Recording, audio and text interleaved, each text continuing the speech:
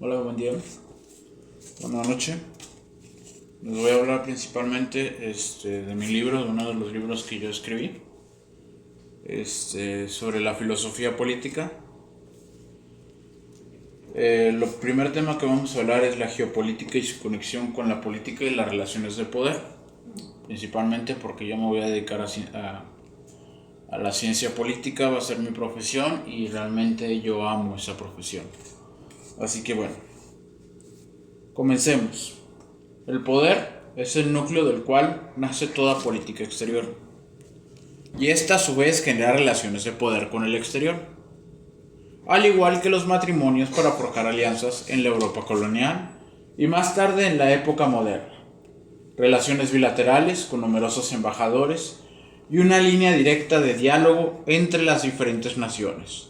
El núcleo del poder de una nación en un mundo globalizado está íntimamente ligado al de numerosas naciones, que se influyen mutuamente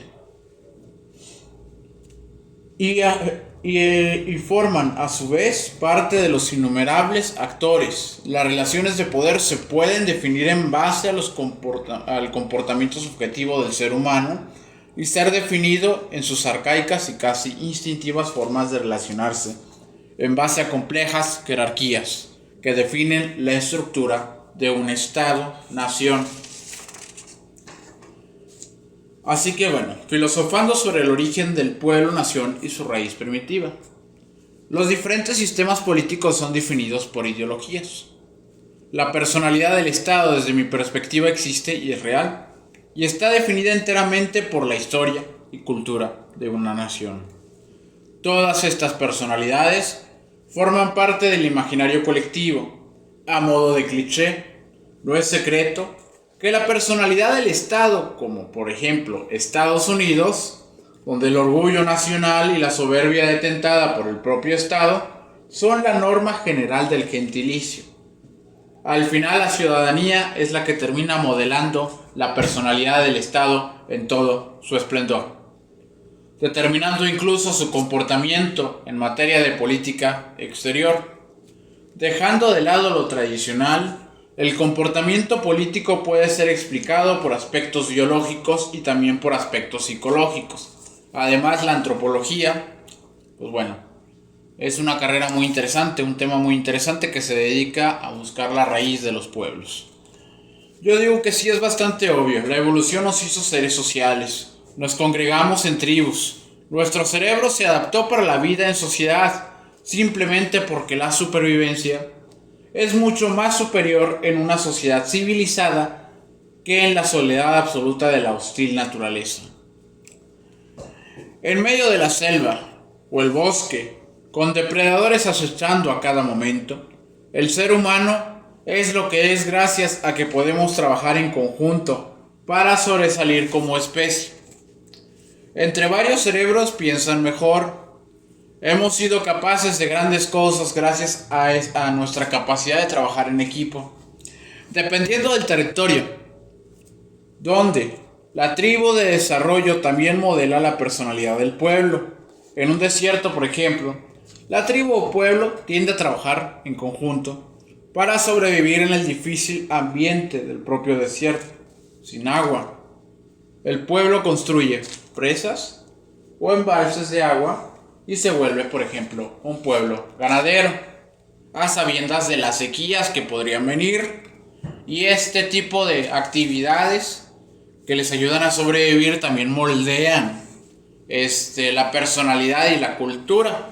Por ejemplo, aquí en Monterrey también es un semidesierto, semiárido, y construimos embalses y además nos dedicamos a la agricultura, a la ganadería y demás.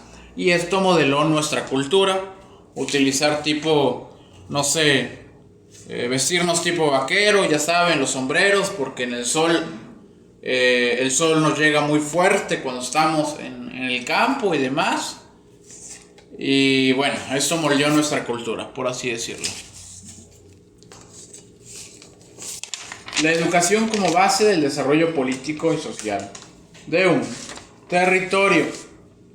Estoy de acuerdo con el hecho de que la educación pública es parte fundamental del desarrollo económico. Sin educación no existe movilidad social. Por ende, una nación que busque o aspire a la cima en su desarrollo, además del Estado de Derecho, debe fomentar la educación en todos sus niveles, creando un plan y sistema educativo que se centren en la construcción de la infraestructura necesaria para dicho propósito.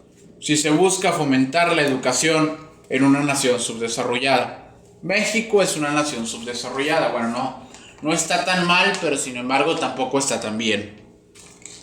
Hacer autosustentable el crecimiento a través de la autonomía de muchas de estas instituciones para administrar y dirigir las mismas sin intervención del propio Estado.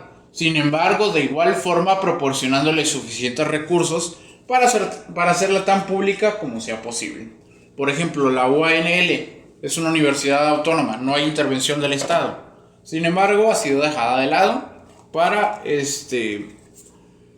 pues sí, la dejaron de lado, no le dan suficiente apoyo, no le dan suficientes recursos. Hace falta que le den más recursos para poder hacer la educación pública. Eso es lo que hace que la educación no sea totalmente pública. ¿Me explico? Bueno, existen muchos talentos sin recursos en una sociedad subdesarrollada. Hay muchos países que tienen este problema que se llama fuga de cerebros. ¿Qué significa?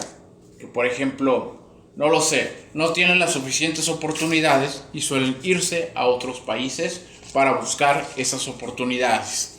Eso genera una merma en el desarrollo del país, porque imagínate, si no están los futuros ingenieros que vayan a construir una patente para una nueva tecnología, e imagínate, no la patentan aquí, sino que la patentan en el extranjero, y entonces los extranjeros disfrutan de esa pinche patente, por así decirlo. También imagínense, si Mark Zuckerberg, Marco Zucaritas, por ejemplo, hubiera sido aquí mexicano y al no encontrar suficientes oportunidades, ¿qué hubiera hecho?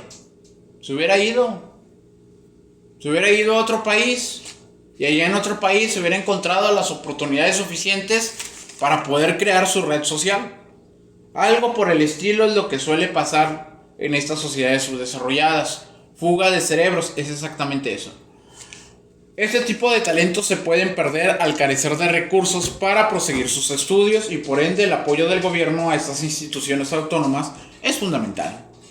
Para empujar la movilidad social hacia una sociedad de clase media, que es para mí el principal indicador de que una sociedad está desarrollada por una prominente clase media, no una clase baja numerosa en exceso. Una clase desarrollada